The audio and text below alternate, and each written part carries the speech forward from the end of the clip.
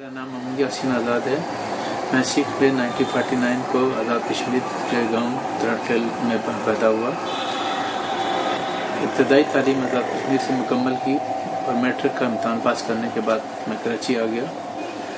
میرے پیرنٹس جو ہیں وہ آزاد کشمیر میں ہی سیٹل ہیں اور میرے فادر جو ہیں ایک ذمہ دار ہیں. انہوں نے کبھی کوئی کسی قسم کی سروس تو نہیں کی اور ویسے ذمہ دار کی اپنی پوری زندگی انہوں نے گزاری. اور میٹرک کا امتحان پاس کرنے کے بعد میں کراچی آ گیا. کراچی آنے کے بعد میں نے اپنی تمام تعلیم یہاں مکمل کی اور 1976 میں گورنمنٹ لا کالج اسمبلا کالج سے LLB کو پاس کرنے کے بعد اکتوبر 76 میں نے وکالت سٹارٹ کی. تو سب سے پہلے لوور کورٹ میں وکالت سٹارٹ کی. 2 سال مکمل ہونے کے بعد مارچ 79 میں مجھے میں نے ہائی کورٹ کی انرولمنٹ حاصل کی. پھر میں نے ہائی کورٹ کے وکیل کی حیثیت سے اپنی پریکٹس جاری رکھی اور 1993 میں نے سپریم کورٹ آف پاکستان کے وکیل کی حیثیت سے انرولمنٹ حاصل کی اور آج میں ہائی کورٹ میں اور سپریم کورٹ آف پاکستان میں بحیثیت وکیل کی وکالت کر رہا ہوں.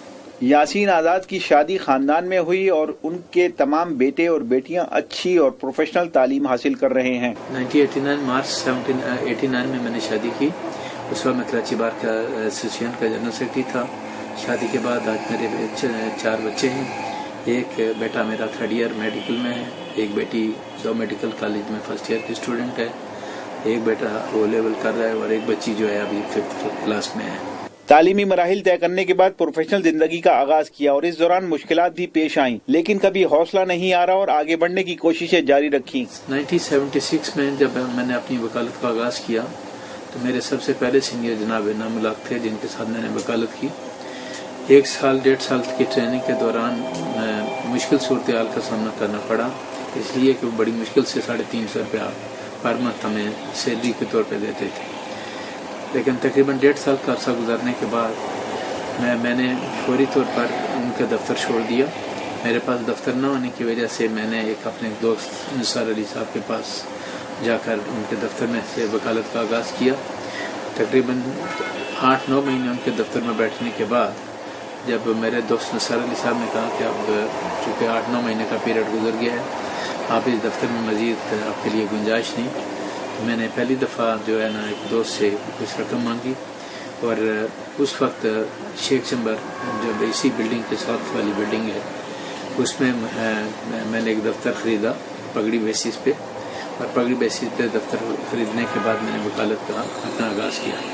تو شروع میں سخت تکالیف کا سامنا کرنا پڑا کیونکہ ابتدا میں جب کوئی آدمی سینئر کو چھوڑ دے اور اپنی انڈیپینڈنٹ پریکٹس سٹارٹ کر لے تو لمحہ سے کافی مشکلات کا سامنا کرنا پڑتا ہے. یاسین آزاد کے ساتھی وکلا انہیں ایک اصول پسند وکیل قرار دیتے ہیں. میرا نام محمد یونس خان ایڈوکیٹ ہے اور میں پچھلے 10 سال سے اس پروفیشن سے منسلک ہوں.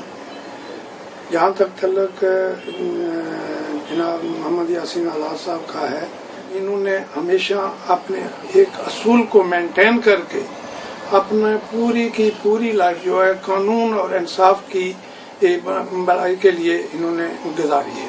وکلا سیاست میں داخل ہوئے تو ابتدا میں تلخیاں اور ناکامیاں درپیش رہیں, لیکن بعد میں مسلسل کامیابیاں بھی ملتی رہیں. وکالت کا پیشہ شروع کرتے ہی میں نے سب سے پہلا الیکشن جو ہے وہ 79 میں جوائنٹ سیکرٹری کا الیکشن لڑا جو میں کسی وجہ سے لوز کر گیا.